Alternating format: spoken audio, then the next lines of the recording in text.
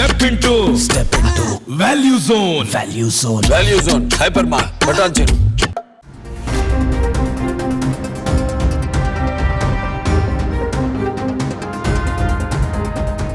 ఆంధ్రప్రదేశ్ మొత్తంలో జనసేన గెలిచిన ఏకైక సీటు రాజోలు. ఇక్కడ జనసేన టికెట్ మీద గెలిచిన ఎమ్మెల్యే ఇప్పుడు వైసీపీతో ఉన్నారు. గత ఎన్నికల్లో వైసీపీ నుంచి పోటీ చేసిన అభ్యర్థి ఈసారి జనసేన నుంచి రంగంలోకి దిగేందుకు సిద్ధంగా ఉన్నారు. ఇదంతా పక్కన పెడితే గత ఎన్నికల్లో ఎవరైతే రాపాక విజయం కోసం పనిచేశారో ఇప్పుడు వాళ్లే అతన్ని ఓడిస్తామంటూ కంకణం కట్టుకున్నారు. దాంతో రాజోలు రాజకీయం కాకరేపుతోంది. రాజోలు సెగ్మెంట్లో ఈసారి కనిపించబోయే సీన్ ఏంటి?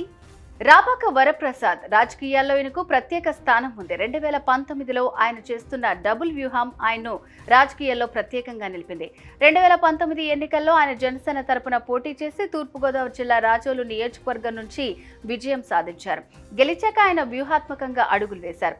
అధికారికంగా పార్టీ మారకపోయినా వైసీపీకి అనుకూలంగా వ్యవహరిస్తున్నారు. అది కూడా కీలకమైన విషయాల్లో ప్రభుత్వం తీసుకుంటున్న నిర్ణయాలను పార్టీ తరపున అధినేత పవన్ తీవ్రంగా వ్యతిరేకిస్తున్నా రాపాక వరప్రసాద్ మాత్రం పూర్తిగా మద్దతిస్తున్నారు.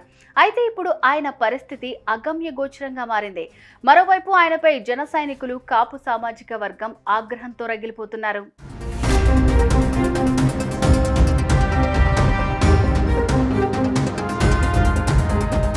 ప్రారంభంలో వైసీపీ వాళ్లు, ఆ పార్టీ అధిష్టానం కూడా ఆయన్ను నెత్తిన పెట్టుకున్నారు. ఆ తర్వాత రాపాక ఏకంగా తన కుమారుడికి వైసీపీ కండువా కప్పారు.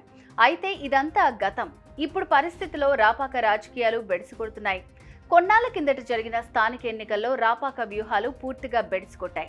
జనసేన తరపున మద్దతుగా బరిలో నిలిచిన అభ్యర్థులు రాజోల్లో ఎక్కువ స్థానాల్లో విజయం దక్కించుకున్నారు. స్థానిక వైసీపీ క్యాడర్ ఆయనకు ఏమాత్రం సహకరించడం లేదు. ఇదిలా ఉంటే రాపాకకు డిపాజిట్ దక్కే అవకాశం లేదని పార్టీ అంతర్గత సర్వేలు చెబుతున్నాయి. దీంతో రాజోల్ నియోజకవర్గంలో అభ్యర్థిని మార్చాలని జగన్ యోచిస్తున్నారు.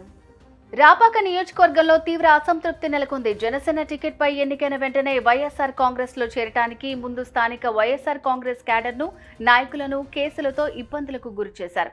దీంతో అతనికి సహకరించడానికి వారు సిద్ధంగా లేరు. నియోజకవర్గంలో కూడా ఆయనపై అనేక అవినీతి ఆరోపణలున్నాయి. సహజ వనరులను దోచుకుంటున్నారని కూడా ఆయనపై ఆరోపణలున్నాయి.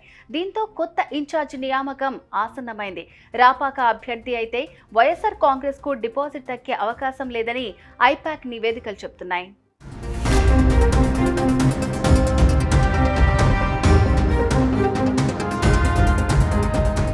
రాష్ట్రంలో మిగిలిన చోట్ల ఎలా ఉన్నా రాజోల్లో జనసేన పట్టు అలాగే ఉంది.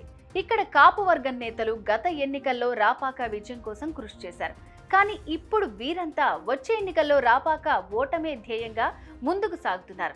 మొత్తంగా చూస్తే అటు జనసేన, ఇటు వైసీపీ కూడా రాపాకను దూరం పెడుతున్నాయి. ఈ పరిణామాలను గమనిస్తున్న వారు రాపాక రాజకీయం ఇక ముగిసినట్లేనని అంటుండడం గమనార్హం.